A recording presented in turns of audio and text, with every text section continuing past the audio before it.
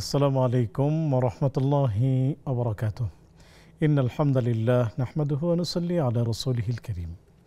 সুপ্রিয় দর্শক, দেশের বাইরে যেখান থেকে এই মুহূর্তে আমাদের সাথে যুক্ত হয়েছেন সবাইকে স্বাগত জানাচ্ছি। আমি ওবায়দুল্লাহ আল কাফি। দেখছেন আপনাদের প্রিয় চ্যানেল নেক্সাস টেলিভিশনের নিয়মিত আয়োজন ব্যাকম্যানস বিস্কিটস নিবেদিত ইসলামী জীবন বিধান। অন্যান্য দিনের মতো আজও আমরা এই আয়োজনটি শুরু করছি মহান রব্বুল আলামিনের পবিত্র নামে বিসমিল্লাহির রহমানির রহিম, যিনি এক এবং অদ্বিতীয় পরিচিত শানে সুবহানাল্লাহি ওয়া বিহামদিহি আদাদা খালকিহি ওয়া রিদা নাফসিহি ওয়া জিনাতা আরশিহি ওয়া মিদাদা কালিমাতিহি। রাসূল করিম সাল্লাল্লাহু আলাইহি ওয়াসাল্লামের শানে পড়ছি আল্লাহুম্মা সাল্লি ওয়া সাল্লিম আলা আবদিকা ওয়া হাবিবিকা মুহাম্মাদিন ওয়া আলিহি ওয়া সাহবিহি আজমাইন। সম্মানিত দর্শক, অন্যান্য দিনের মতো আজ স্টুডিওতে আমন্ত্রিত হয়েছেন একজন ইসলামিক স্কলার, যিনি চমৎকার একটি বিষয় নিয়ে আলোচনা রাখবেন এবং আপনাদের জানতে চাওয়া বিষয়গুলোর সঠিক সমাধান তুলে ধরবেন। কে এসেছেন আমাদের মাঝে? এসেছেন মাওলানা মোহাম্মদ মুস্তাফিজুর রহমান। চলুন আমরা শেখের সাথে সালাম বিনিময় করে নিচ্ছি। আসসালামু আলাইকুম ওয়া রাহমাতুল্লাহ। ওয়ালাইকুম আসসালাম ওয়া রাহমাতুল্লাহি ওয়া বারাকাতুহু। শেখ কেমন আছেন? আলহামদুলিল্লাহ, আল্লাহ তাআলা ভালো রেখেছেন। আপনি কেমন আছেন? আলহামদুলিল্লাহ, আমি আল্লাহর রহমতে ভালো আছি। অনেক কষ্ট করে দূর থেকে আপনি এসেছেন এবং আমাদেরকে উপকৃত করার জন্যই এসেছেন। এই জন্য নেক্সাস পরিবারের পক্ষ থেকে আপনাকে অনেক অনেক শুকরিয়া জানাচ্ছি। আপনাদেরকে অনেক ধন্যবাদ জানাচ্ছি এখানে কথা বলবার সুযোগ করে দেওয়ার জন্য। শুকরিয়া। সুপ্রিয় দর্শক, যারা আপনারা নেক্সাসের পর্দায় চোখ রেখেছেন, আপনাদেরকে প্রীতীয় শুভেচ্ছা জানিয়ে শুরু করতে চাই আজকের আলোচনা। আজকে কোন বিষয় নিয়ে কথা বলবো? চলছে আন্তর্জাতিক সংকট।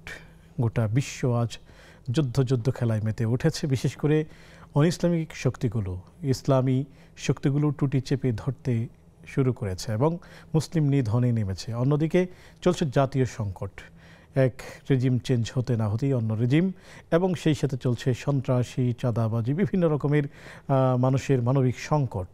এই সংকট উত্তরণে আসলে আমাদের করণীয় কি, এই চমৎকার বিষয় নিয়ে কথা বলবেন আমাদের আজকের অতিথি। তো সেই বিষয়ে কথা বলার আগেই জানিয়ে দিচ্ছি, স্ক্রিনে প্রদর্শিত হচ্ছে একটি নাম্বার। সেই নাম্বার ব্যবহারের মাধ্যমে আপনিও যুক্ত হবেন আমাদের সাথে এবং জেনে নেবেন আপনার অজানা বিষয়গুলো ইনশাআল্লাহ তাআলা। শেখ, মুসলিম উম্মার সংকট, আমাদের করণীয় যদি বলতেন।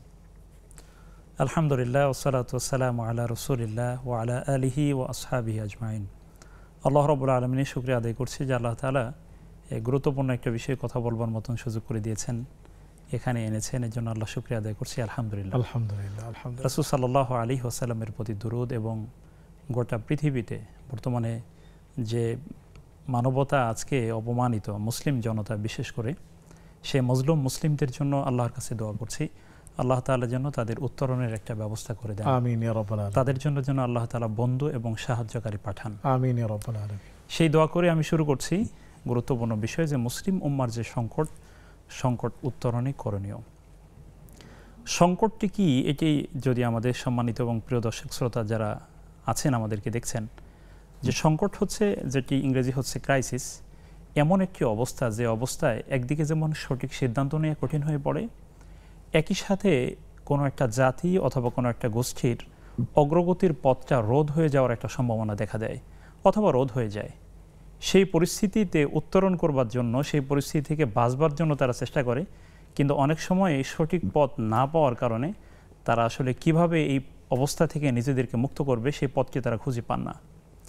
এখন দেখুন যে আল্লাহ রাব্বুল আলামিন কোরআনুল কারীম আমাদেরকে দিলেন, মুসলিমদেরকে দিলেন এবং ইসলাম দিলেন। আল্লাহ তাআলা তো আমাদেরকে এজন্য দেননি যে আমরা বিপদের মধ্যে থাকবো। যেমনটি আল্লাহ তাআলা পবিত্র কোরআনের সূরা তাহার মধ্যে বলেছেন, মা আনসালনা আলাইকাল কুরআনা লিতাশকা। আল্লাহ রাব্বুল আলামিন বলেছেন যে কোরআন তো এজন্যই আমি তোমাদের উপরে নাজিল করিনি যে তোমরা কষ্টের মধ্যে থাকবে, ক্লেশের মধ্যে থাকবে, বরং তো আল্লাহ তাআলা কোরআন এজন্যই দিয়েছেন, ইন্না হাযাল কুরআনা ইয়াহদি লিল্লাতী হিয়া আকওয়াম। যে আল্লাহ রাব্বুল আলামিন বলেছেন যে কোরআন তো সেই পথই দেখায় যেই পথ মানুষের জন্য অধিকতর কল্যাণকর, যার থেকে কল্যাণের আর কোনো পথ হতে পারে না। তো সেই কোরআন আমাদের কাছে থাকা সত্ত্বেও আমরা কেন আজকে সংকটের মধ্যে, অর্থাৎ আমরা কেন আজকে আমাদের আত্মপরিচয় ভুলে গিয়েছি, আমরা কেন আজকে আসলে কোমর সোজা করে দাঁড়াতে পারছি না, আজকে কেন আমরা আমাদের আল্লাহ রাব্বুল আলামিনের দেওয়া অঢেল প্রাকৃতিক সম্পদ থাকা সত্ত্বেও আজকে আমরা আমাদেরকে পাশ্চাত্যের গোলামির দিকে ফিরে যাওয়া লাগছে। এই সবগুলো যদি আমরা এখান থেকে বেঁচে থাকতে চাই, আমরা যদি সামনের দিকে আগাতে চাই, মুসলিমরা যদি তাদের আত্মপরিচয় ফিরে পেতে চায়, তাহলে কিভাবে তারা এই অবস্থা থেকে নিজেদেরকে উত্তরণ করতে পারে, আমি তার কয়েকটি বিষয় আমি তুলে ধরার চেষ্টা করছি। প্রথমে দেখুন যে যদি আমরা আমাদের এই সংকট থেকে বাঁচতে চাই, তাহলে এখানে কতগুলো প্রস্তুতি রয়েছে। ব্যক্তিগত প্রস্তুতি, কিছু প্রস্তুতি রয়েছে সামাজিক প্রস্তুতি দেশীয় এবং আন্তর্জাতিক মণ্ডলে, কিছু রয়েছে আন্তর্জাতিক প্রস্তুতি বা দেশীয় এবং আন্তর্জাতিক প্রস্তুতি। এই সবগুলোকে সামনে রেখেই একজন মুসলিমকে সামনের দিকে আগাতে হবে। দেখুন এখানে একটি সংকট, বড় সংকটটা কখন শুরু হয়েছে মুসলিমদের উপরে? বড় সংকট শুরু হয়েছে যখন থেকে আমরা কোরআনকে আমাদের জীবন থেকে আলাদা করে ফেলেছি। কোরআনুল কারীমের শিক্ষা আমাদের জীবনে নেই, এবং কোরআন যে আমাদেরকে বলছেন ওয়া আইদ্দু লাহুম মাসতাতাতুম মিন কুওয়া ওয়া মির রিবাতিল খাইল তুরহিবুনা বিহি আদুওয়াল্লাহি ওয়া আদুওয়াকুম, যে আল্লাহ তাআলা আমাদেরকে প্রস্তুতি নেওয়ার জন্য বলেছেন। আল্লাহ তাআলা আমাদেরকে একদম সামগ্রিকভাবে আমরা যেন প্রস্তুতি নিতে পারি। এখানে অনেকগুলো কথা আছে, আমি সেদিকে না যাই। অর্থাৎ কোরআনের শিক্ষা থেকে আমরা দূরে সরে গিয়েছি, আমাদের কোনো প্রস্তুতি নেই। সেই প্রস্তুতি আমাদের নিতে হবে এই সংকট থেকে বাঁচানোর জন্য। কী প্রস্তুতি? এক নাম্বার, প্রথমে আমাদের প্রস্তুতি নিতে হবে যে আমরা তাওহীদ ভিত্তিক আমাদের শিক্ষাকে ঢেলে গঠন করতে হবে। সেটি শুধু আমাদের দেশীয় পরিমণ্ডল নয়, প্রত্যেকটা দেশে, যে সমস্ত দেশে আজকে মুসলিমরা সংকটের মধ্যে আছে, দুর্বল অবস্থার মধ্যে আছে, তারা কিন্তু আসলে তাওহীদ ভিত্তিক শিক্ষা থেকে বহু দূরে সরে গিয়েছে।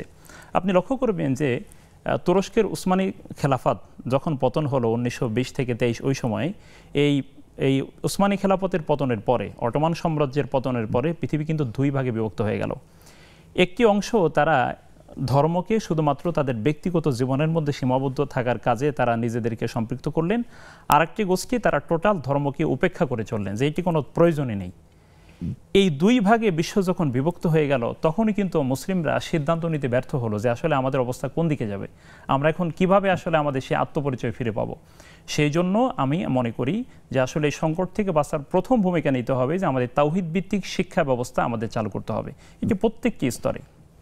দ্বিতীয় যে বিষয়, সে বিষয় হচ্ছে আমরা আমাদের আত্মপরিচয়টা উপলব্ধি করতে হবে। আমাদের আত্মপরিচয় কি? আমরা এই পৃথিবীতে মুসলিমরা যতদিন শাসন করেছে এবং এই পৃথিবীতে মুসলিমরা যতদিন তাদের দায়িত্ব পালন করেছে, খেলাফতের দায়িত্ব পালন করেছে, কখনো তো মুসলিমরা কারো কাছে নিজেরা ছোট হয়নি, দুর্বল হয়নি। এবং ওহী যার হৃদয়ে থাকে সে তো কারো কাছে ছোট হওয়ার মতো না, ওহী তো সকল মানুষকে উপরের দিকে তুলে দেয়। ইয়ারফাইল্লাহুল্লাযীনা আমানু মিনকুম ওয়াল্লাযীনা উতুল ইলমা দারাজাত। আল্লাহ তাআলা বললেন যে তোমাদের মধ্যে ইমানদারদের সম্মানকে আল্লাহ উঁচু করে দিয়েছেন, যাদেরকে জ্ঞান দেওয়া হয়েছে তাদের সম্মান বহুগুণে বৃদ্ধি করা হয়েছে। সুতরাং আমাদের দ্বিতীয় যে সিদ্ধান্ত নিতে হবে, আমাদের আত্মপরিচয় কিভাবে ফিরিয়ে আনা যায় সেটা আমাদের সিদ্ধান্ত নিতে হবে। দুই, তৃতীয় যে বিষয়, সে বিষয় দেখুন, সেটা হচ্ছে যে আমাদের নিজেদের কিছু জ্ঞানগত প্রযুক্তিগত প্রস্তুতি নিতে হবে। আমরা শুধু অন্যের সমালোচনা করি যে আসলে অনেকে কী করতে পারছে, আমরা ইতিহাস নিয়ে ঘাটাঘাটি করি, অন্য মুসলিম কিছুই করতে পারছে না, আমি কি করতে পারছি? আমি অ্যাজ এ মুসলিম, আমি ব্যক্তি হিসেবে আমার কি প্রস্তুতি রয়েছে? আমি যে ক্ষেত্রে কাজ করছি সেক্ষেত্রে কি আমি কি সেরা হয়েছি? রিসালাতের শিক্ষা কি? রিসালাতের শিক্ষা তো যুগের শ্রেষ্ঠত্ব অর্জন। অর্থাৎ আমি যে ফিল্ডে কাজ করব সেই ফিল্ডের আমি সেরা হব। সেটি এলমি ফিল্ডে হলে আমি এলমি ফিল্ডে সেরা হব, আমি জ্ঞান বিজ্ঞান চর্চায় যদি করি আমি সেখানে সেরা হব। আজকে দেখুন, একটু ছোট্ট উদাহরণ দিই। ইরান এই যে সাম্প্রতিক সময় ইসরায়েলের সাথে যে দ্বন্দ্ব লিপ্ত হলো, এখানে দেখুন তারা যদি বলি যে কিছুই করতে পারেনি, তারপরে কিছু তো করতে পেরেছে। কেন পারলো তারা? এটা পারলো কেন? কারণ তাদের হচ্ছে প্রস্তুতি ছিল, প্রযুক্তিগত প্রস্তুতি ছিল। যেখানে মুসলিমদের হাতে জ্ঞান বিজ্ঞানের সবচেয়ে উন্নত বস্তু, উন্নত কিতাব আল্লাহ তাদের হাতে দিয়েছেন, কিন্তু আমরা এটাকে কেন ব্যবহার করতে পারছি না? অর্থাৎ তৃতীয় যে বিষয়, সেটা হচ্ছে আমাদের জ্ঞান বিজ্ঞান প্রযুক্তি শিল্প, এখানে আমাদের প্রত্যেকটি মুসলিমকে, এক একজন মুসলিমকে এক একটি নাবিকের ভূমিকা পালন করতে হবে। আমি যেখানেই থাকবো সেখানে আমি সেরা হব, আমি যে লাইনেই পড়ালেখা করি সেই লাইনে আমি একজন সেরা হব, এটা আমাদের সিদ্ধান্ত দিতে হবে। চতুর্থ যে বিষয়, সে বিষয় হচ্ছে যে আমাদের ইসলামকে আমাদের ব্যক্তিগত জীবন থেকে শুরু করে পারিবারিক জীবন, সামাজিক জীবন, রাষ্ট্রীয় জীবন এবং আন্তর্জাতিক পরিমণ্ডলে সকল স্থানে যেন ইসলামের শিক্ষা আবহ ছড়িয়ে পড়তে পারে, সেজন্য আমাদের কাজ করতে হবে। আমরা আসলে আমাদের যে খেলাফতের দায়িত্ব আল্লাহ দিয়েছেন এবং আমাদেরকে যে পৃথিবীর মানুষকে সংশোধন করবার দায়িত্ব দিয়েছেন, আল্লাহ নবী সাল্লাল্লাহু আলাইহি ওয়াসাল্লাম বলেছেন, ইন্নাল্লাহ তাআলা আমারা বিহিল মুমিনিন বিমা আমারা বিহিল মুরসালিন আও কামা ক্বালা আলাইহিস সালাতু ওয়াস সালাম। রাসূল সাল্লাল্লাহু আলাইহি ওয়াসাল্লাম বললেন যে আল্লাহ তাআলা নবীদেরকে যে কাজের দায়িত্ব দিয়েছিলেন সেই কাজের দায়িত্ব কিন্তু মুমিনদেরকেও দিয়েছেন। এখন মুমিনরা সেই রিসালাতের দায়িত্ব ভুলে গিয়েছে, মুমিনরা পালন করছে না। নিজের ব্যক্তিগত জীবনে মন চাইলেও পড়ছে, ব্যক্তিগত জীবনে কিছু সালাতের বিধান পালন করছে, অথবা তিনি কিছু তাসবিহাত পড়ছেন, তিনি ভালো কিছু কাজ করছেন, কিন্তু তার আশপাশের লোকজন যে ধ্বংস হয়ে যাচ্ছে এ নিয়ে তার কোনো পরিকল্পনা নেই। অর্থাৎ আমাদের সামাজিকভাবে প্রত্যেককেই মনে করতে হবে আমি নবী রাসূল সাল্লাল্লাহু আলাইহি সাল্লামের দেয়া দায়িত্বের একজন বাহক, এবং এটা দায়িত্ব মাথায় নিয়ে আমাদেরকে কাজ করতে হবে। শেখ, আমরা আসবো ইনশাআল্লাহ। চমৎকার আলোচনা শুনছি, উপকৃত হচ্ছি। দুজন দর্শক আছেন, আমরা তাদেরকে যুক্ত করে নিচ্ছি। আসসালামু আলাইকুম রহমতুল্লাহ। ওয়ালাইকুম আসসালাম ওয়া রাহমাতুল্লাহ। আসসালামু আলাইকুম ওয়া রাহমাতুল্লাহ। ওয়ালাইকুম আসসালাম। জি প্রিয় বোন, স্বাগতম, প্রশ্নটি জি করুন। ভাই, আমি ঢাকা থেকে বলছি, খুশিদা বেগম। আমি বলতে চাচ্ছি, আমার ঢাকাতে থাকি, আমার বাড়ি চট্টগ্রাম। আমি তো এখানে গেলে কসম করতে হবে আমার? জি, আরো কোনো প্রশ্ন? জি, আর একটা প্রশ্ন ছিল ভাই, আমার ছেলে মেয়ে নিয়ে আমি একটু বিপদে আছি। কি আমল করলে আমি বিপদ থেকে উদ্ধার হব? আমি নামাজ, কোরআন, তেলাওয়াত সব কিছু করি, তবু ভাই আমার আল্লাহ বিপদে ফেলছে। আমি কি করতে পারি? জি, আপনি আমাদের সাথেই থাকুন প্রিয় বোন, শায়েক উত্তর দিবেন ইনশাআল্লাহ তাআলা। আসসালামু আলাইকুম রহমতুল্লাহ। ওয়ালাইকুম আসসালাম ওয়া রাহমাতুল্লাহ। জি, স্বাগতম প্রিয় বোন, প্রশ্নটি করুন। হুজুর, আমার প্রথম কোশ্চেন হচ্ছে যে নামাজে সালাম ফিরানোর পরে যে বিভিন্ন আমরা দোয়া, দরুদ শরীফ এগুলা পাঠ করি, তারপরে কি মুনাজাত করাটা কি নামাজের অংশ, নাকি যে বিভিন্ন দরুদ দোয়া পড়েই নামাজ থেকে উঠা যাবে? আর আরেকটা কোশ্চেন হচ্ছে, রাব্বির হামহুমা কামা, এই সূরাটা কি শুধু নামাজের পরে মানে মুনাজাতেই করতে হবে, নাকি আমি যে কোনো সময় আমার যখন মনে পড়বে আমি তখনই পড়তে পারবো? আর জি, আরো কোনো প্রশ্ন? হচ্ছে, জি, হ্যাঁ, 3 নাম্বার কোশ্চেনটা হচ্ছে যে মৃত ব্যক্তির সম্পদ যদি বন্টন না হওয়া পর্যন্ত তার কিরূপ শাস্তি বা মানে কবরে তার কি রকম মানে প্রশ্নের মুখোমুখি হইতে পারে, এটা সম্পর্কে একটু জানতে চাচ্ছি। জি প্রিয় বোন, আমাদের সাথেই থাকুন, শায়েক উত্তর দিবেন ইনশাআল্লাহ তাআলা। সুপ্রিয় দর্শক, দেখছেন আপনাদের প্রিয় আয়োজন ব্যাকম্যাচ বিস্কিটস নিবেদিত ইসলামী জীবন বিধান। অনুষ্ঠানের এই পর্যায়ে নিচ্ছে ছোট্ট একটি বিজ্ঞাপন বিরতি, ফিরছি একটু পর, আমাদের সাথেই থাকুন।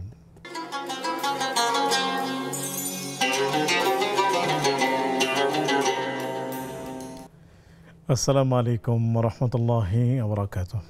সুপ্রিয় দর্শক, বিরতির পর সাদর আমন্ত্রণ জানাচ্ছি আপনাদের প্রিয় আয়োজন ব্যাকম্যাচ বিস্কিটস নিবেদিত ইসলামী জীবন বিধানে। আলোচনা করছেন হাফেজ মৌলানা মুস্তাফিজুর রহমান, সাথে আছে আমি ওয়াইদুল্লাহ আল কাফি।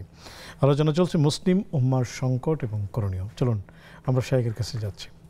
শায়েক বলছিলেন যে আমাদের কি কি করণীয়? জি আলহামদুলিল্লাহ, আমরা যেখানে শেষ করেছিলাম, আমরা শুরুতেই কিন্তু বলেছি যে এখানে ব্যক্তিগত কিছু কাজ রয়েছে, সামাজিক কিছু কাজ এবং দেশীয় আন্তর্জাতিক পরিমণ্ডলীয় কিছু কাজ রয়েছে। তো আমরা ব্যক্তি পর্যায়ের বিষয়গুলো শেষ করেছি। আমরা যদি পারিবারিক এবং সামাজিক দিক থেকে যদি আলোচনা করি, সেখানে কি কাজ করতে হবে, আমরা বলেছি যে জীবনের সকল ক্ষেত্রে আমাদের দাওয়াতের কাজকে সম্প্রসারিত করতে হবে। এটিকে নফল পর্যায়ে না রেখে এটি আমাদের উপরে জিম্মাদারি। কিতাবুন উনজিলা ইলাইকা ফালা ইয়াকুম ফি সদরিকা হারাজ, যে আল্লাহ তাআলা বলেছেন যে আমি কিতাব তোমার উপরে নাজিল করেছি যেন তোমার হৃদয়ে নিয়ে কোনো সংকীর্ণতা না থাকে, যে লিতুংজিরা মানে এর মাধ্যমে তুমি যেন মানুষকে সতর্ক করতে পারো। তো বোঝা যাচ্ছে যে আসলে এই দাওয়াতের কাজ তথা মানুষের সংশোধন করবার কাজ, এটি ব্যক্তিগত, পারিবারিক এবং সামাজিকভাবে এটি ব্যাপক ভিত্তিক ছড়িয়ে দিতে হবে। তারপর আসুন আমাদের মিডিয়াগুলোকে সঠিকভাবে কাজে লাগিয়ে সেখানে ইসলামের বিরুদ্ধে যে অপপ্রচার এবং একই সাথে যে আমাদের নানানভাবে যে ইসলামের বিভিন্ন বিষয়কে যে খাটো করার প্রবণতা, এটা থেকে ফিরিয়ে নেওয়ার জন্য ইসলামপন্থীরা ব্যাপক ভিত্তিক আসলে মিডিয়াতে দাওয়াতের কাজে সম্পৃক্ত থাকা দরকার।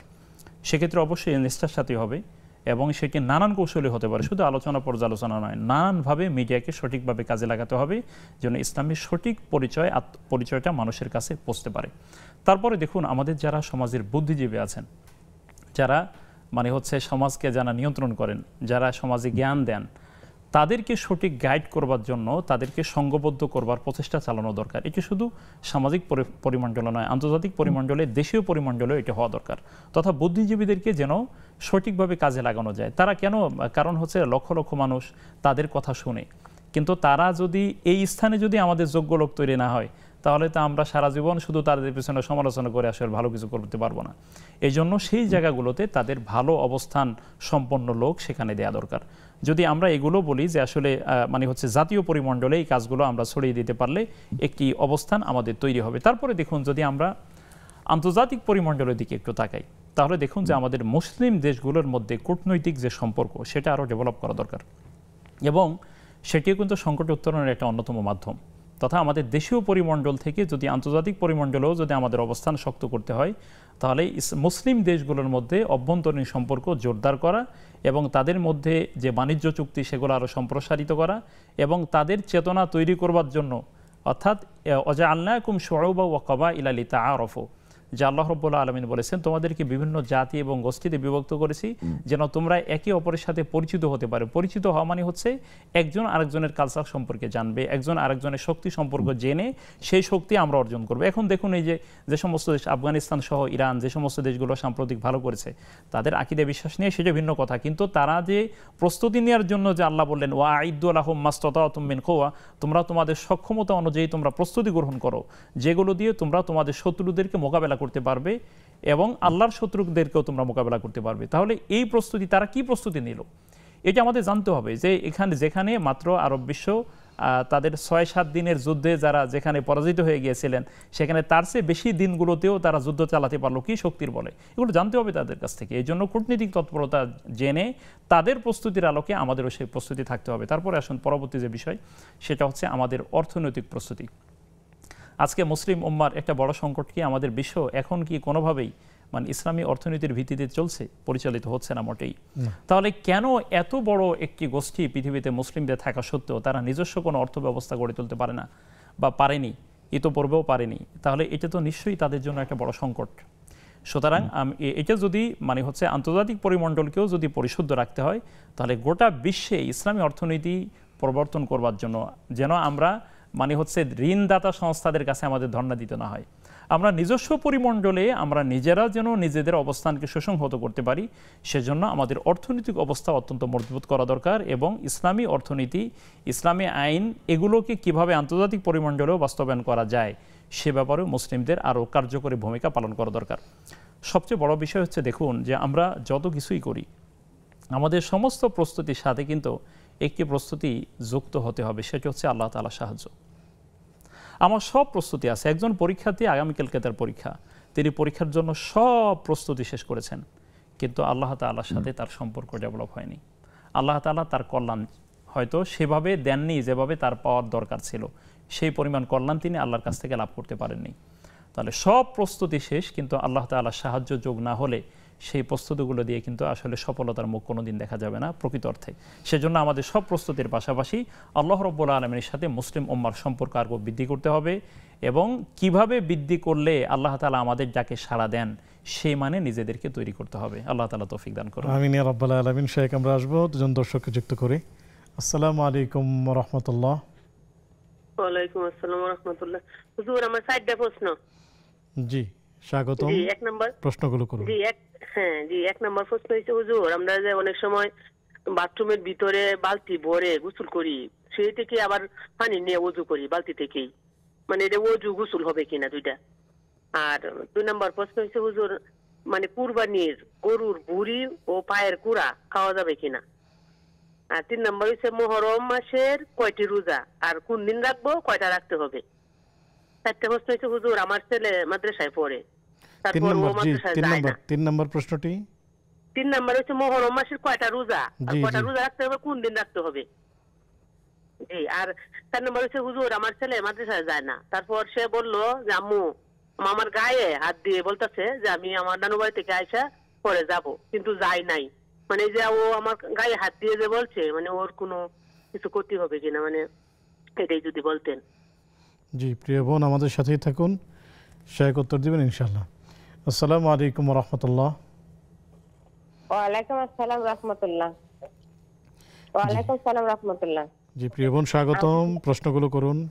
জি, আমার 3টা প্রশ্ন। প্রথম প্রশ্ন হলো, আমি একটা বই পড়েছি যে মুহররম মাসের 10 তারিখে ভালো ভালো খাবার খেলে নাকি 12 মাসে খাবার খাওয়া যায়, ওই ভালো খাবারই পাওয়া যায়, ভালো ভালো খাবার খাওয়া যায়।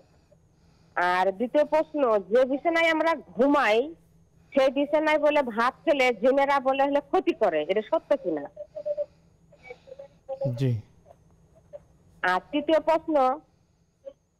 প্রশ্ন, আমরা যে নামাজ পড়তে বসি তখন হলে অনেক সময় হাসি উঠে, তখন কি আমরা হাসির উত্তর দিব কিনা।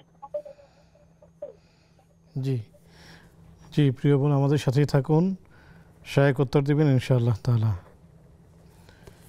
শেখ, আমরা বেশ অনেকগুলো প্রশ্ন পেয়েছি, আমরা আলোচনা তো চমৎকারভাবে শুনলাম। একটু প্রশ্নের উত্তরে আমরা যেতে চাচ্ছি। ঢাকা থেকে চট্টগ্রামে সফর করলে কসর পড়তে হবে কিনা? জি, যে বোন প্রশ্ন করেছেন বা যে ভাই করেছেন, উনি যেখানে যাচ্ছেন ওটা ওনার নিজের বাসা কিনা। যদি ওনার নিজের বাড়ি হয় তাহলে পথিমধ্যের যে অবস্থাটা, রাস্তায় থাকা অবস্থায় যে সালাতগুলো, সেগুলো তিনি কসর আদায় করতে পারবেন বা কসর করবেন। কিন্তু বাড়িতে যখন পৌঁছে যাবেন নিজের বাড়িতে, তখন তিনি মুকিম হয়ে যাবেন, তখন তিনি পূর্ণ সালাতি আদায় করবেন। জাযাকুমুল্লাহ। শেখ, বিপদ আপদ থেকে উদ্ধার হওয়ার জন্য করণীয় কি? বিপদ আপদ আসলে মুমিনের গুরুত্বপূর্ণ অনুষঙ্গ, এগুলো থাকবেই। কারণ আল্লাহ তাআলা বলেছেন যে ইযা আসাবাতহুম মুসিবা ক্বালু ইন্না লিল্লাহি ওয়া ইন্না ইলাইহি রাজিউন। আল্লাহ তাআলা বলেছেন যে তাদেরকে যখন কোনো বিপদ স্পর্শ করে তখন তারা বলে নিশ্চয়ই আমরা আল্লাহর জন্য এবং আল্লাহর দিকেই ফিরে যাব। সুতরাং এখানে আল্লাহ তাআলা কিন্তু বলেছেন যে বিপদ আসলে কি পড়তে হবে, তথা ইন্না লিল্লাহি ওয়া ইন্না ইলাইহি রাজিউন এটা পড়তে পারেন। তারপরে তিনি ফজরে এবং মাগরিবে হাসবি আল্লাহু লা ইলাহা ইল্লাহু আলাইহি তাওয়াক্কালতু ওয়া হুয়া রাব্বুল আরশিল আযীম, এটি সূরা তাওবার শেষের আয়াতের অংশ। সূরাতুত তাওবার শেষের আয়াতের অংশ, হাসবি আল্লাহ থেকে শুরু করে শেষ পর্যন্ত এটি তিনি আমল করতে পারেন। তৃতীয় বিষয় হচ্ছে তিনি অবশ্যই শরীয়তের মৌলিক বিধানগুলো পালন করবেন, ৫ ওয়াক্ত সালাত আদায় করবেন, আল্লাহ সাহায্য চাইবেন। আল্লাহ তাআলা বলেছেন ইস্তাঈনু বিস-সাবরি ওয়াস-সালাহ, তোমরা ধৈর্য এবং সালাতের মাধ্যমে আল্লাহ সাহায্য কামনা করো, আল্লাহর কাছে সাহায্য চাও। চতুর্থ বিষয় হচ্ছে তিনি দোয়া ইউনুস পড়তে পারেন, লা ইলাহা ইল্লা আনতা সুবহানাকা ইন্নী কুনতু মিনাজ জালিমিন। কারণ আল্লাহ তাআলা বললেন ফাস্তাজাবনা লাহু ওয়া নাজ্জাইনাহু মিনাল গাম ওয়া কাযালিকা নুনজিল মুমিনিন। তাহলে আল্লাহ তাআলা নাজাত দিবেন ইনশাআল্লাহ তাআলা। এটা পড়তে পারেন। শুকরিয়া, জাযাকুমুল্লাহ। শেখ, মোনাজাত কি নামাজের অংশ কিনা? মোনাজাত সালাম ফিরানোর মাধ্যমেই সালাতের মূল কাজ শেষ হয়ে গেল। সালামের মাধ্যমেই নামাজ শেষ হয়, যেটি তাকবীরে তাহরিমের মাধ্যমে শুরু হয়েছিল সেটি সালামের মাধ্যমে নামাজ শেষ হয়ে গেল। তিনি মোনাজাত যেটি করতে চান, একাকী যদি করেন, কোনো কিছু আল্লাহর কাছে চান, সেটা নামাজের কোনো অংশ নয়, সেটি আলাদা জিনিস। শুকরিয়া, জাযাকুমুল্লাহ। রব্বিরহামহুমা কামা রব্বায়ানি সগীরা, এই দোয়াটি কি নামাজের পরে যে মোনাজাত হয় তখনই পড়বে, না যে কোনো সময় পড়তে পারবে? পিতামাতার জন্য দোয়া করা, রব্বিরহামহুমা কামা রব্বায়ানি সগীরা, যে হে আর রব, হে রব, আমার রব, তুমি তাদের উপরে দয়া করো যেভাবে তারা ছোটবেলায় আমাকে লালন পালন করেছেন। এই দোয়া শুধু নামাজের পরেই কেন পড়তে হবে, সবসময় পড়া যাবে। যখনই পিতামাতার কথা স্মরণ হবে তখনই এই দোয়া করা যাবে ইনশাআল্লাহ। জাযাকুমুল্লাহ। বন্টন না হওয়া সম্পদ কতক্ষণ পর্যন্ত মৃত ব্যক্তির কবরে শাস্তি দিবে? মানে কোনো ব্যক্তি মারা গেলে সমাজে একটা কথা প্রচলন আছে যে তার যে সম্পদ সেটা যদি ওয়ারিসদের মধ্যে বন্টিত না হয় তাহলে মৃত ব্যক্তি কষ্ট পায়। এটা আসলে আদৌ ঠিক কিনা? প্রথম বিষয় হচ্ছে এই ধরনের কোনো বিশুদ্ধ বর্ণনা কোরআনের আয়াত অথবা রাসূল সাল্লাল্লাহু আলাইহি ওয়াসাল্লামের সুন্নাহর মাধ্যমে প্রমাণ এভাবে পাওয়া যায় না যে মৃত ব্যক্তি, একজন ব্যক্তি মৃত্যুবরণ করেছে আজকে, এখন তার সম্পদ কালকেই বন্টন হয়ে যাবে, এটা তো বাস্তব না। এখানে অনেকগুলো ব্যাপার আছে, সেজন্য এই ধারণাটা সঠিক নয়। বরং যত দ্রুত সম্ভব তার সম্পত্তি ওয়ারিসদের মধ্যে বন্টন করে দেওয়া উচিত, এটাই হলো মূল বিষয়। জাযাকুমুল্লাহ। শেখ, বাথরুমে যেই বালতি থাকে সেখানে গোসলের জন্য পানি নেওয়া হয়, তো সেই পানি থেকে কি ওযু করলে ওযু হবে কিনা? সেই পানি তো পবিত্র। যদি পবিত্র পানি থাকে বালতিতে, যে পানি দিয়ে আমি পবিত্রতার কাজ সারলাম, বাথরুমে শেষ করে যে পানি ব্যবহার করলাম, সেটা তো পবিত্র পানি দিয়েই করতে হবে। সুতরাং অপবিত্র পানি দিয়ে তো সেই কাজ করলে পবিত্র হওয়া যাবে না। সেটি যেহেতু মানে হচ্ছে পবিত্রতা অর্জন করবার ক্ষেত্রে মানে কোনো অসুবিধা নাই, সুতরাং ওযু সেখান থেকে পানি নিয়ে ওযু করা যাবে, কোনো অসুবিধা নেই। শুকরিয়া, জাযাকুমুল্লাহ। শেখ, পায়ের যে গরুর গোড়ালি এবং ভুঁড়ি, নারী ভুঁড়ি, এগুলো খাওয়া যাবে কিনা? সেগুলো খাওয়া যাবে না সেমন তো কোনো প্রমাণ পাই না আমরা, কোথাও কোনো প্রমাণ তেমন পাওয়া যায় না যে গরুর পায়ের খুর অথবা গরুর নাড়ি ভুঁড়ি বা পেটা, অনেক জায়গায় অনেক নামে নামকরণ করা হয়, এটি খাওয়া যাবে। তবে সেটা পরিষ্কার করে খেতে হবে, এটি স্বাভাবিক। সেটার সাথে যেহেতু মানে গরুর যে মানে আবর্জ্য লেগে থাকে, বিশেষ করে ভুঁড়ির সাথে, সেটা পরিচ্ছন্ন করেই খেতে হবে, খাওয়া যাবে, কোনো অসুবিধা নেই। সুপ্রিয় দর্শক, আরও অনেক প্রশ্ন আমাদের হাতে, আমরা সেগুলো শায়েখের কাছ থেকেই জানবো। দেখছেন আপনাদের প্রিয় আয়োজন বেকম্যানস বিস্কিটস নিবেদিত ইসলামী জীবন বিধান। নিচ্ছে একটি ছোট্ট বিজ্ঞাপন বিরতি, ফিরছি একটু পর।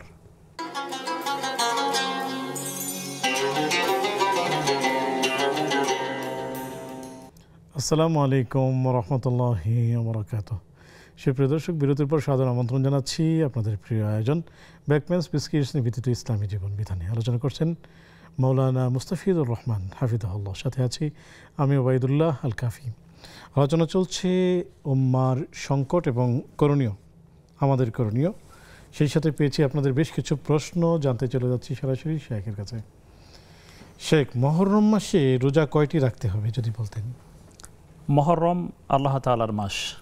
রাসূল সাল্লাল্লাহু আলাইহি ওয়াসাল্লাম বলেছেন মহরমটা হচ্ছে শাহরুল্লাহিল মুহররম, এমন একটি কথা হাদিসে উল্লেখ করেছে যে মহরম হচ্ছে আল্লাহ তাআলার মাস।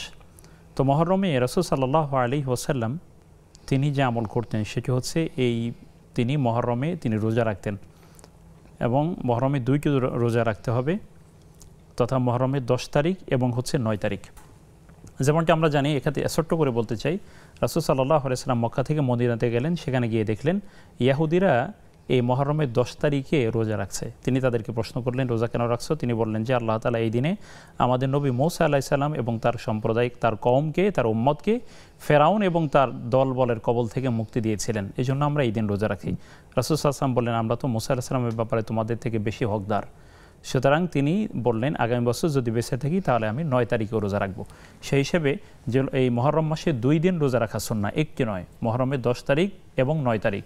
আর যদি 9 তারিখ সুযোগ না হয় তাহলে 10 তারিখ অথবা এবং 11 তারিখ রাখা যেতে পারে, তবে উত্তম হলো 9 এবং 10 এই 2 দিন রোজা রাখা। শেখ, মহরম মাসে বিশেষ করে মহরমের 10 তারিখে ভালো খেলে নাকি সারা বছর ভালো খাওয়া যায়, এটি কি ইসলামিক কথা না কুসংস্কার? এটি একটি কুসংস্কার এবং একটি সুস্পষ্ট কুসংস্কার। এই ধরনের কথা বছরের, এগুলো তো হচ্ছে একটা অনেকটাই হচ্ছে এক ধরনের বিশ্বাসগত, এটা একটা ত্রুটি, বড় ধরনের ত্রুটি। যেমন কোনো ব্যক্তি যদি বলেন, যেমন আমাদের দেশে এগুলো কিন্তু আছে, সকালবেলা কাউকে বাকি দেবে না দোকান খোলার পরে। জিজ্ঞাসা করলে যে সকালবেলা যদি বাকি দেই তাহলে সারাদিন আমার বাকিতেই যাবে। আস্তাগফিরুল্লাহ। সকালবেলা 100 টাকা নোট কাউকে ভাঙতি দিবে না। কেন দিবে না? বলে যে সারাদিন আমার ভাঙতেই দেওয়া লাগবে। এই সবগুলোই হচ্ছে, এগুলো হচ্ছে কুসংস্কার এবং এগুলো বিশ্বাসগত ত্রুটি। এই জন্য আমরা চাই যে এই ধরনের বিশ্বাস থেকে আল্লাহ তাআলা আমাদেরকে হেফাজত করুন। এটা একবারে ভ্রান্তি। আমিন ইয়া রাব্বাল আলামিন। ছেলে মাদ্রাসায় যায় না, যাবে না, তখন মা বলেছেন না তোমাকে যেতেই হবে, তখন মায়ের গায়ে হাত দিয়ে বলেছেন আমি যাব, কিন্তু সে আত্মীয়ের বাড়ি থেকে এসেও আর যায়নি। এই যে মায়ের গায়ে হাত দিয়ে বলল, এতে করে এটিও তার কোনো ক্ষতি হবে কিনা? মায়ের গায়ে হাত দিয়ে ছেলে যখন বলেছে আমি যাব, আত্মীয়র বাড়ি থেকে বেরিয়ে এসে তারপরে আমি আবার মাদ্রাসায় যাব, প্রতিষ্ঠানে যাব, এখন যাচ্ছে না। এখন মা তো এমন কোনো বস্তু না যে ওখানে টাচ করলে সেটা মানে হচ্ছে আদায় করা ওয়াজিব হয়ে যাবে, ব্যাপারটা এরকম না। এতে কোনো ক্ষতি সন্তানেরও হবে না, মারও হবে না। এটি নিছক ছেলে ছোট মানুষ বুঝেনি সেজন্য সে করেছে হয়তো, অথবা বুঝেই করেছে, এটার কোনোটাই কোনো অসুবিধা নেই। জি, অনেক শুকরিয়া শেখ। আমাদের হাতে আরও 2টি প্রশ্ন আছে, এই মুহূর্তে এগুলো উদ্ধার করা যাচ্ছে না। চমৎকার বলছিলেন যে আসলে এই যে ইরান পারলো শেখ, ইরান সে আইদ্দু লাহুম মাসতাতাতুম মিন কুওয়া, সূরাতুত তাওবার সেই আয়াতের অনুসরণ করেছে এবং সে নিজস্ব প্রযুক্তিতে কিছু অস্ত্রের আবিষ্কার সে করেছে। আমরা দেখি শেখ যে আমাদের আরব বিশ্ব তারা যে অস্ত্রগুলো কিনছে সেগুলো তো মূলত কোনো একটি শর্ত ছাড়া আমেরিকা বিক্রি করছে না। এই বিষয়ে যদি আমাদেরকে কিছু বলতেন। জি আলহামদুলিল্লাহ, আমরা বলতেছিলাম যে মুসলিম উম্মার সংকট এবং সেখান থেকে উদ্ধার হওয়ার জন্য আমাদের কী করণীয়, ঠিক করা উচিত। এবং এটার সাথে আপনি যেমনটি বললেন যে এই সাম্প্রতিক সময় ইসরায়েলের সাথে তথা ইয়াহুদিবাদী এই জায়নিস্টদের সাথে ইসরায়েলের যে মানে হচ্ছে ইরানের যে সংঘাত হলো, এই সংঘাতে তারা মানে ইরান তারা দেখিয়ে দিল। প্রথমে এখানে কিন্তু একটা বড় ধরনের কৌশল কাজ করেছে, যেমনটি আপনি দেখেছেন যে ইসরায়েল প্রথমে কিন্তু ইরানিদের শীর্ষ কমান্ডারদেরকে হত্যা করে তাদের মনোবলকে নষ্ট করে দেওয়ার চেষ্টা করেছে, যেন তারা এখন শীর্ষ নেতৃবৃন্দ শহীদ হয়ে গেলে তো এখন আমরা এমনি দুর্বল হয়ে গেলাম, এমন একটা মানসিকতা তাদের ভিতরে কাজ করেছে। কিন্তু ইরান দেখা যাচ্ছিল যে না, এই শীর্ষ কমান্ডাররা নিহত হওয়ার পরেও কিন্তু তারা তাদের অবস্থান দিয়ে এই ইহুদিবাদী শক্তির শক্ত মোকাবেলা করতে পেরেছে। এখানে দেখুন, এখানে একটা বড় বিষয় কিন্তু আজকে আমি কিছু আগে বিষয়টি উল্লেখ করবার চেষ্টা করেছি এবং বলেছি যে রিসালাতের শিক্ষা হচ্ছে যুগের শ্রেষ্ঠত্ব অর্জন। আল্লাহ রব্বুল আলমিন এই পৃথিবীতে যত নবী পাঠিয়েছেন আপনি লক্ষ্য করবেন যে সমস্ত নবীকে আল্লাহ রব্বুল আলমিন ওই যুগের সবচেয়ে সেরা বিষয়ের পারদর্শী করেছেন কোনো না কোনোভাবে। মূসা আলাইহিসসালামের সময়ের জাদুবিদ্যা, আর সেই সুলাইমান আলাইহিসসালামের সময়ের মানে হচ্ছে রাজ্য পরিচালনা, ইউসুফ আলাইহিসসালামের স্বপ্নের ব্যাখ্যা, আপনি ওই সময়ের সবচেয়ে বেশি যেগুলো মানুষের ভিতর আলোচিত হতো, সবচেয়ে বেশি মানুষ যেগুলো মানুষের মধ্যে কৌতূহল তৈরি হতো, মানুষের ভিতরে জানবার আগ্রহ, অথবা ওই নিয়ে মানুষ নিজেদেরকে মানে হচ্ছে গর্ববোধ করতো নিজেদেরকে, ওই বিষয়টি কোনো না কোনোভাবেই আল্লাহ তাআলা নবীদের হাতে কিন্তু দিয়েছেন। এবং মুহাম্মদ সাল্লাল্লাহু আলাইহি ওয়াসাল্লামকে আল্লাহ তাআলা জ্ঞান বিজ্ঞানের উৎকর্ষ তাকে আল্লাহ তাআলা দিয়েছেন। এর সবচেয়ে বড় প্রমাণ কিন্তু রাসূল সাল্লাল্লাহু আলাইহি ওয়াসাল্লামের মেরাজ এবং আরও অনেক কিছু। এর মাধ্যমে আল্লাহ তাআলা বুঝিয়ে দিলেন যে কিয়ামত পর্যন্ত বিজ্ঞানের যত আবিষ্কার হবে সমস্ত আবিষ্কার মুহাম্মদ সাল্লাল্লাহু আলাইহি ওয়াসাল্লামকে লিডার মানতে বাধ্য হবে। তিনি সবার নেতাই, কারণ হচ্ছে তিনি যত দূর গিয়েছেন তত দূর কিয়ামত পর্যন্ত আর কেউ যেতে পারবে না। মানে কমপ্লিট সারেন্ডার তার কাছে সবাই করতে বাধ্য, তিনি আমাদের শিক্ষক এই মর্মে। তাহলে আজকে দেখুন যে আজকে যে সেই রিসালাতের শিক্ষা আমরা ধারণ করে, সেই ইলমে ওহী আমরা ধারণ করে, সেই মানে হচ্ছে জ্ঞান বিজ্ঞানের সেই উৎসকে আমরা ধারণ করবার পরেও আমরা কেন সামনে অগ্রসর হতে পারছি না? ইরান কেন তারা পারলো? তারা প্রযুক্তির চর্চা করেছে, তারা আত্মনির্ভরশীল হবার চেষ্টা করেছে এবং তারা আরেকজনের কাছে হাত পাতবে না এই সিদ্ধান্ত নিয়েছে। হ্যাঁ, সেটা হতে পারে আরেকজন থেকে যদি ভালো কিছু জিনিস শিক্ষা গ্রহণ করা যায়, এটা তো মানে হচ্ছে খারাপ কিছু না। আপনি জানেন যে রাসূল সাল্লাল্লাহু আলাইহি ওয়াসাল্লাম বদর যুদ্ধে যারা শহীদ হয়েছিলেন, বদর যুদ্ধে যারা যুদ্ধবন্দী হলেন, তাদেরকে কিভাবে মুক্তির ব্যবস্থা করলেন? বললেন যে একজন 10 জনকে শিখাতে হবে। মানে কি? তারা প্রযুক্তির যে জ্ঞানটি অর্জন করেছে সেটা মুসলিমদেরকে শিখাতে হবে, শেখাইলে তারা মুক্তি পাবে। অর্থাৎ জাগতিক জ্ঞান অর্জন করবার ক্ষেত্রে তো এখানে কোন পাত্র থেকে জ্ঞান নিতে হবে সেটা লক্ষ্য তো জরুরি না। জরুরি হলো আমার প্রযুক্তির বিষয়টা অর্জন করতে হবে। ইলমে ওহী হলে সেটা কোন পাত্র থেকে জ্ঞান নিব সেটা দেখা জরুরি, কিন্তু জাগতিক জ্ঞানের ক্ষেত্রে তো কোন পাত্র থেকে জ্ঞান নিব সেটা দেখা জরুরি নয়, বরং আমাকে নিতে হবে এবং প্রযুক্তির আমাদের সর্বশিখরে আরোহণ করবার ব্যবস্থা করতে হবে। এটি কিন্তু রিসালাতের শিক্ষা, কিন্তু আমরা কি সেই শিক্ষার কাছে আছি? ইরান তারা এই গোপনে যখন গাদ্দাফির পতন হলো এবং এর আগে ইরাকের যখন সাদ্দাম হোসেনের পতন হলো, তখন তারা বুঝতে পেরেছে যে এভাবে একের পর আমাদেরকেও কিন্তু শেষ করে দিবে। তারা গোপনে ইউরেনিয়াম সমৃদ্ধ করলো, তারা ইউরেনিয়াম সমৃদ্ধ করে তারা একটা অবস্থানে তারা পৌঁছে গিয়েছে নিজেরাই। সুতরাং এটি হচ্ছে আমাদেরকেও এখান থেকে শিক্ষা নিতে হবে যে আমরা যদি আত্মনির্ভরশীল হতে না পারি, নিজেরা যদি নিজেদের অবস্থান শক্ত করতে না পারি, তাহলে কিন্তু আমরা সামনে আগাতে পারবো না। দ্বিতীয় যে বিষয় আপনি বলেছেন যে আরব বিশ্ব শুধু তাদের কাজ হচ্ছে আমেরিকা থেকে তারা অস্ত্র কিনবে বা বিভিন্ন দেশ থেকে তারা অস্ত্র কিনবে, কোনো একটা শর্তের ভিত্তিতে কিনবে। যে এখন তো আর একটা বাজার শুরু হয়ে গেল। এখন আমার কাছে মনে হচ্ছে, জানেন এটা আমার একটা বোঝ আর কি, যে এখন আমেরিকা খুব সুন্দর করে একটা জুজুর ভয় আরব বিশ্বকে দেখিয়ে দিবে। সেটা হলো যে ইরান কিন্তু তোমাদের উপরে আক্রমণ করতে পারে, সুতরাং দ্রুত এটাতে বাঁচতে হলে আমাদের থেকে অস্ত্র কিনতে হবে। মানে আর একটা বাজার তৈরি হলো। সুতরাং এটি হচ্ছে তাদের মানে যত কৌশলী হোক সব কৌশলী তাদের থেকে খাবে, মানে তাদেরকে লুটে পটে নেওয়ার ব্যবস্থা করবে। সেজন্য মনে করি যে আরবদের এই ভুল থেকে বেরিয়ে আসতে হবে, তাদের নিজেদের বুঝতে হবে যে আল্লাহ তাআলা কি পরিমাণ প্রাকৃতিক সম্পদ তাদেরকে দিয়েছেন। নিজেরা নিজেদের মর্যাদাটা বুঝতে পারলে আল্লাহ তাআলা তাদেরকে সমৃদ্ধ করবেন। আমিন রাব্বুল আলামিন। শেখ আমরা দর্শকদের যুক্ত করছি। আসসালামু আলাইকুম ওয়া রাহমাতুল্লাহ। আসসালামু আলাইকুম ওয়া রাহমাতুল্লাহ। ওয়া আলাইকুম আসসালাম, স্বাগতম প্রিয় ভাই, প্রশ্নটি করুন। জি হুজুর, আমি পাবনা সুজানগর থেকে আব্দুল জব্বার বলছিলাম। স্বাগতম, প্রশ্নগুলো করুন। আমার দুটি প্রশ্ন আছে হুজুর। প্রথম প্রশ্ন হচ্ছে, আমি কালকে প্রশ্ন করছিলাম যে বায়াত সম্পর্কে।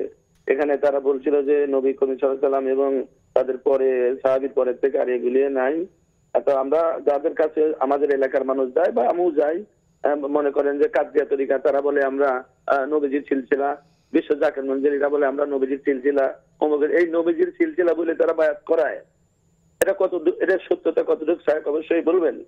আর আরেকটা প্রশ্ন হচ্ছে যে আমার জানা নাই, আমার এটা মাফ করবেন ভুল হলে, যে মা হাওয়া এবং আদম আলাইহিস সালাম যে পঞ্চম ফল খেলেন, এটা কি, আমি তো কোরআনের আলেম, এটা কোরআন শরীফ কোনো তাফসীরে আসছে কিনা? যদি আসে তো জানাবেন, আমি বিশ্বাস করি, কিন্তু কোরআন শরীফ টুকটাক পড়ি কিন্তু পাই না, এই জন্য প্রশ্নটা করলাম আর কি। আসসালামু আলাইকুম। ওয়ালাইকুম আসসালাম, আমাদের সাথেই থাকুন, শায়েখ উত্তর দিবেন। আসসালামু আলাইকুম ওয়া রাহমাতুল্লাহ। ওয়ালাইকুম আসসালাম। হুজুর, আমি যখন নামাজে দাঁড়াই, ফাতিহার সাথে বিসমিল্লাহির রহমানির রহিম পড়ে শুরু করব না আউযু বিল্লাহি মিনাশ শাইতানির রাজিম বলে শুরু করতে হবে? পরের সুরাটা কি আলহামদুলিল্লাহ বিসমিল্লাহির রহমানির রহিম পড়তে হবে? জি। আর 2 নম্বর হলো যে আমার হাতে ব্যথা, আমি সূরা ফাতিহা 7 বার পড়ি, আয়াতুল কুরসি 1 বার, কুল সূরা 3 বার পড়ে পানিতে ফুঁক দিয়ে খাই এবং হাতে লাগাই। হাতের ব্যথাটা আমার একটু কম লাগে। পায়েও আমার ব্যথা, ওই পানি কি পায়ে দেওয়া যাবে? আর আরেকটা ছিল হুজুর, আমার হলো বয়স হলো 67 বছর। আমার একটা চোখে দেখি না, আর একটা চোখে ছানি পড়া। আমি কোরআন শরীফ পড়তে গেলে আমার একটু আজকে আজকে যায় একটু দৃষ্টির জন্য। আমার কি খুবই গুনাহ হবে নাকি আল্লাহর কাছে আমি মাফ পাবো? এইটা আমাকে একটু বুঝিয়ে বলবেন। আসসালামু আলাইকুম। ওয়ালাইকুম আসসালাম ওয়া রাহমাতুল্লাহি ওয়া বারাকাতুহু। প্রিয় বোন আমাদের সাথেই থাকুন, শায়েখ উত্তর দিবেন ইনশাআল্লাহ তাআলা।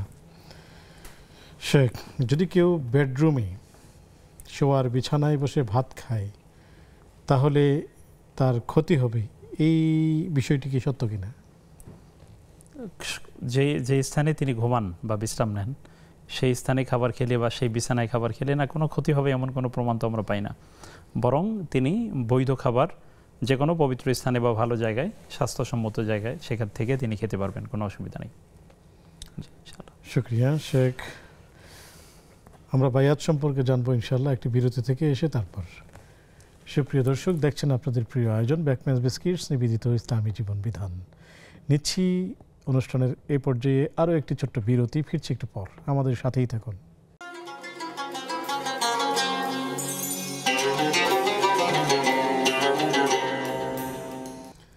আসসালামু আলাইকুম রহমতুল্লাহি বারাকাতুহু। সুপ্রিয় দর্শক, বিরতির পর সাদর আমন্ত্রণ জানাচ্ছি আপনাদের প্রিয় আয়োজন ব্যাকম্যাচ বিস্কিটস নিবেদিত ইসলামী জীবন বিধানে। আলোচনা করছেন মাওলানা মুস্তাফিজুর রহমান হাফিজাহুল্লাহ, সাথে আছে আমি ওবাইদুল্লাহ আল কাফি।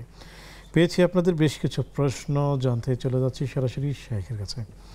শেখ, বাইআত আসলে কাদের কাছে করতে হয়? বর্তমান সময়ে অনেক ভণ্ড পীর নিজেদেরকে পীর দাবি করছে এবং তাদের কাছে বাইআত হতে বলছে, এবং এটিকেই তারা বলছে যে এটা নবীদের সিলসিলার বাইআত। যদি বলতেন এই বিষয়ে। খুবই সংক্ষেপে যদি বলি, আসলে বাইআত মূলত এই কনসেপ্টটা হচ্ছে ইসলামী রাষ্ট্রে যিনি প্রধান থাকেন তার অধীনে আনুগত্যে টিকে থাকবার বায়াত। এটা হচ্ছে মূলত ইসলামের প্রথম বায়াত এবং এটি সবচেয়ে গুরুত্বপূর্ণ। এটা দিয়ে যাত্রা শুরু হয়েছিল। পরবর্তীতে সালফে সালাহিন বা আমাদের পরবর্তী যারা ওলামা ইকরাম ছিলেন তারা অনেকেই এটাকে জারি রেখেছেন যেন একজন ব্যক্তি কারো কাছে থেকে সেখান থেকে শিখতে পারেন এবং তার কাছে থেকে যেন তার নিজের জীবনটা গঠন করতে পারেন, নিজের জন্য পরিবর্তন হতে পারেন। এই ধারণা থেকেই কিন্তু পরবর্তীতে বায়াতের যাত্রা শুরু হয়েছিল। এখন দেখুন, কোনো একজন ব্যক্তি যদি বায়াত নেন এই চিন্তা থেকে যে না তার কাছ থেকে আমি শিখব, তার ভালো আমলগুলো থেকে আমি নিজে কিছু গ্রহণ করব, এটি হচ্ছে ভিন্ন দৃষ্টিকোণ, এটা ভালো।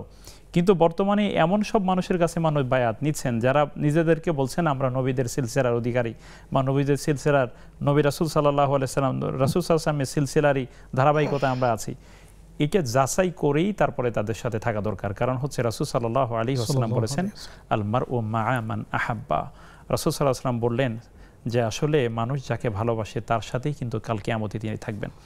সুতরাং আমি এমন কোনো ব্যক্তির তত্ত্বাবধানে থাকা বা বায়াতে থাকা ঠিক হবে না যার ব্যাপারে আসলে আমার সুস্পষ্ট জ্ঞান নেই এবং তার আমল, আখলাক, আকীদা, বিশ্বাস সব দিক থেকে তিনি অপরিশুদ্ধ।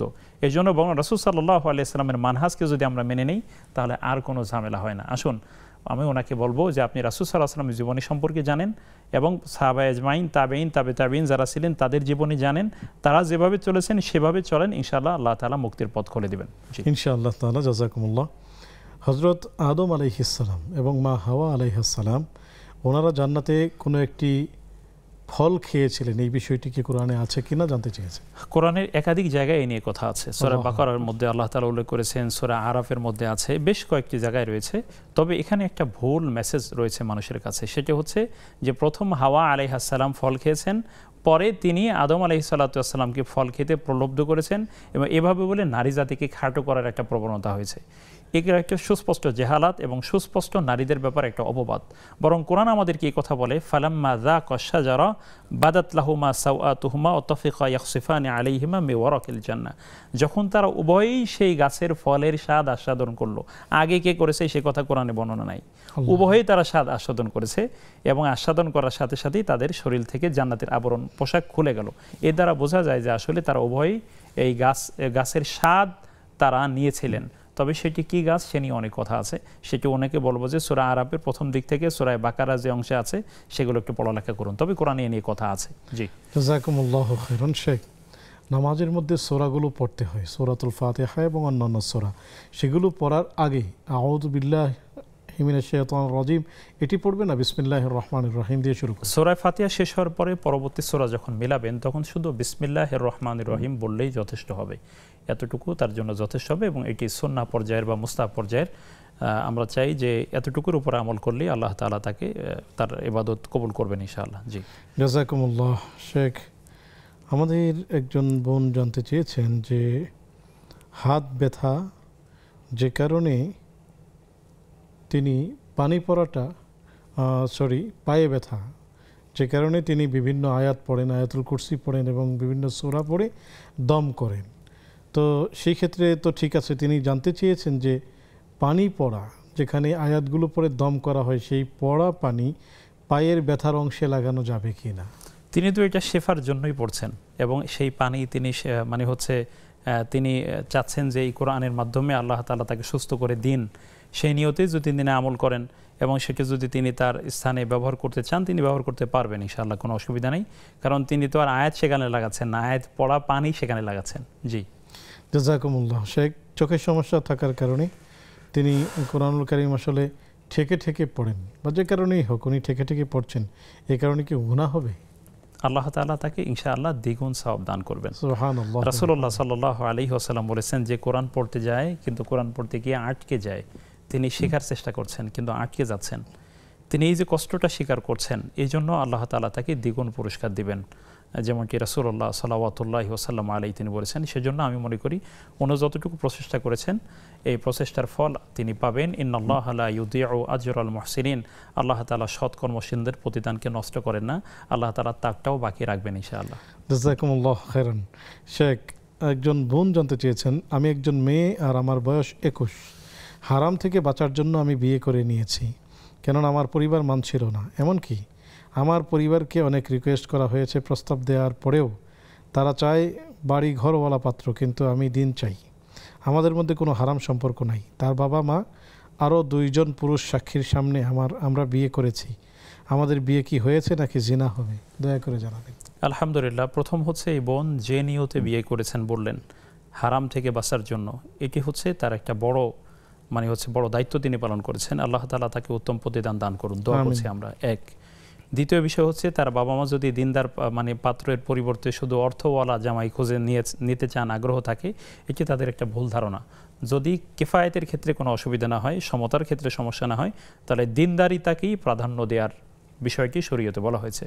সুতরাং এখন তারা যদি সাক্ষীর উপস্থিতিতে বিয়ে যদি করে থাকেন, যেমনটি তারা বললেন যে পিতামাতাও ছিলেন আবার সাক্ষীও উপস্থিত ছিলেন, মোহরানও নিশ্চয়ই নির্ধারণ হওয়ার কথা। মোহরানো যদি হয়ে যায়, ইজাব কবুল প্রস্তাব এবং গ্রহণ করা সেটাও যদি হয়, সাক্ষী উপস্থিত যদি থাকে, তাহলে তাদের বিয়ে শুদ্ধ হয়ে গেছে, কোনো অসুবিধা নেই। আল্লাহ তাআলা তাদেরকে পবিত্র জীবন দান করুন। আমিন। আমাদের কাছে জানতে চেয়েছেন, বাসায় কেউ ফরজ সুন্নত নামাজ পড়ছে, তার পিছনে অন্য কেউ নামাজ শুরু করতে পারবে জায়গার স্বল্পতার জন্য, দুজনই মহিলা? সেক্ষেত্রে কথা হলো জায়গার স্বল্পতা, দুইজনের আলাদা আলাদা যদি নিয়ত করেন তাতে কোনো অসুবিধা নেই। পাশাপাশি দাঁড়িয়েছেন কিন্তু দুইজনের নিয়ত ভিন্ন, তাহলে কোনো সমস্যা হবে না। এক, দ্বিতীয় বিষয় হচ্ছে বাড়ি কি হচ্ছে নফল, দুইজনই তো মহিলা, তারা বলেছেন দুইজনই মহিলা, অসুবিধা নেই। তারা পাশাপাশি ভিন্ন ভিন্ন নিয়তে তারা সালাত আদায় করতে পারবেন, অসুবিধা নেই। জামাত তো হবে না। সে কেউ নফল নামাজ পড়ছে, তার পিছনে ফরজ পড়তে চায় এমন কোনো ব্যক্তি ইক্তেদা করতে পারবে? যিনি ফরজ আদায় করছেন, একজন নফল নামাজ পড়ছেন অথবা সুন্নত পড়ছেন, তার পিছনে ফরজ পড়তে চান এমন ব্যক্তি কি ইক্তেদা করতে পারবে? ফরজ পড়তে চান কোনো ব্যক্তি তার পিছনে ইক্তেদা করবেন না, তিনি আলাদা সালাত আদায় করবেন, এটা নিশ্চিত হয়েই ইক্তেদা করা উচিত। আলহামদুলিল্লাহ, চমৎকার। শেখ বলছিলেন উম্মার সংকট নিয়ে, সর্বশেষ আমাদের দর্শক শ্রোতাদের উদ্দেশ্যে যদি বলতেন। জি আলহামদুলিল্লাহ, আমরা বলতেছিলাম একেবারে সেই দিকে যে কথাটি আমরা বলেছি যে আন্তর্জাতিক পরিমণ্ডলে অর্থনৈতিক সমৃদ্ধি, তারপরে আমরা বলেছি যে আল্লাহ রাব্বুল আলামিনের কাছে দোয়া করা। দেখুন এখানে একেবারে সেই দিকে যদি আমরা আরও দু একটা বিষয় যোগ করতে চাই, তাহলে যারা উম্মার খাতিব আছেন, যারা জুমার মসজিদে কথা বলেন, যারা মানুষের সামনে কথা বলেন, মানুষ যাদের কথা শুনেন, এমন ব্যক্তিদের এখানে গুরুত্বপূর্ণ ভূমিকা রাখতে হবে। যেহেতু আমার কাছ থেকে অনেক মানুষ হেদায়েতের পথ নিতে চান, তারা গ্রহণ করতে চান, হেদায়েত দেওয়ার মালিক হচ্ছেন আল্লাহ তাআলা, আমরা শুধু পথ দেখিয়ে দিতে পারি। সেক্ষেত্রে খোতাবাই মসজিদ যারা আছেন, মসজিদের যারা খতিব আছেন, জুমার কথা বলেন, তারা যদি সমাজ সংশোধন করবার জন্য উদ্যোগ নেন, যে ঠিক আছে এই যে আপনি যেমনটি বলছিলেন যে দেশীয় পরিমণ্ডলেও কিন্তু ব্যাপক সমস্যা সংকট তৈরি হচ্ছে, চাঁদাবাজি থেকে শুরু করে নানান জটিলতা, এই জটিলতাগুলো থেকে ফিরিয়ে আনার জন্য আমাদের যারা ওলামা ইকরাম যারা জমায় কথা বলেন তাদের কিন্তু বড় ভূমিকা রয়েছে। এবং তিনি যদি মনে করেন যে এই সমাজের আমি একজন সংস্কারক, আমি শুধু একজন জমার খতিব নই, আমি একজন লিডারও বটে এবং আমি নেতাও বটে এখানে, সেই হিসেবে তিনি যদি পরিকল্পিত কাজ করেন এবং সেভাবে তিনি পদক্ষেপ নেন, তাহলেই কিন্তু বড় অংশ মানে অন্যায় থেকে সংকট থেকে আমরা কিন্তু বাঁচতে পারবো। এবং আমি মনে করি যে মসজিদ ভিত্তিক সমাজ বিনির্মাণ না হওয়া আমাদের উম্মার কিন্তু সংকটের একটা বড় কারণ। মসজিদগুলো আমাদের সংকট কেন জানি, মানে হচ্ছে আমরা মসজিদগুলোকে সংকট সমাধানের জন্য আমরা কাজে লাগাতে পারছি না। কেন কাজে লাগাতে পারছি না? মসজিদ তো একটা সমাজের কেন্দ্রবিন্দু এবং মসজিদ হবে সামাজিক অনেক সমস্যার সমাধানের জায়গা। যুবকরা আজকে দেখুন আমরা এগুলো করছি, এটা মূলত আমাদের এই সংস্কৃতির দিকে ফিরে যেতে হবে। মসজিদগুলোতে একজন ব্যক্তি ধরুন তিনি আশ্রয় চান, কোথাও থাকার জায়গা নেই, তাকে মসজিদে থাকার ব্যবস্থা করতে হবে। এই ব্যক্তি কোথায় যাবেন? এবং তিনি এখানে আশ্রয় চাচ্ছেন এবং একজন ইমাম সাহেবের অধীনে নানান কার্যক্রম থাকতে হবে। একজন যুবক তিনি বিয়ে করতে পারছেন না, এটা তার জীবনের জন্য একটা ক্রাইসিস।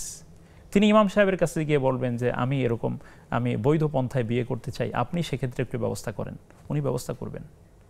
এভাবে যদি আমরা সম্মানিত খাতিব, সম্মানিত ইমাম যারা আছেন তারা যদি মসজিদটাকে সমাজের কেন্দ্রবিন্দুতে পরিণত করতে পারেন, তাহলে সমাজের সংকট দূর হবে, এর মাধ্যমে জাতীয় সংকট দূর হবে, ক্রমান্বয়ে আন্তর্জাতিক সংকট থেকেও আমরা ইনশাআল্লাহ বাঁচতে পারবো। অনেক অনেক শুকরিয়া, জাযাকুমুল্লাহ, বারাকাল্লাহু ফিক। সুপ্রিয় দর্শক যারা এতক্ষণ আমাদের সাথে ছিলেন আপনাদেরকে অনেক অনেক শুকরিয়া। আসুন আমরা শিখি, জানি এবং নিজেদেরকে বদলানোর পরিকল্পনা করি, কোরআন এবং সুন্নাহয় ফিরে আসি। তাহলে আমরা নিজেরা বদলাবো, পরিবার শুধরাবে, সমাজ বদলাবে, রাষ্ট্র বদলাবে এবং আন্তর্জাতিক বিশ্বে আমরাই হব সবচেয়ে সুন্দরতম আদর্শ ব্যক্তিত্ব এবং আদর্শ রাষ্ট্র এবং আদর্শ ব্যক্তি আমরা সমাজকে উপহার দিতে পারবো। আল্লাহ তাআলা আমাদেরকে সেই তৌফিক দান করুন। আগামী পর্ব দেখার আমন্ত্রণ জানিয়ে আজকের মতো বিদায় নিচ্ছি। সে পর্যন্ত ভালো থাকুন, সুস্থ থাকুন। আসসালামু আলাইকুম ওয়া রাহমাতুল্লাহি ওয়া বারাকাতুহু।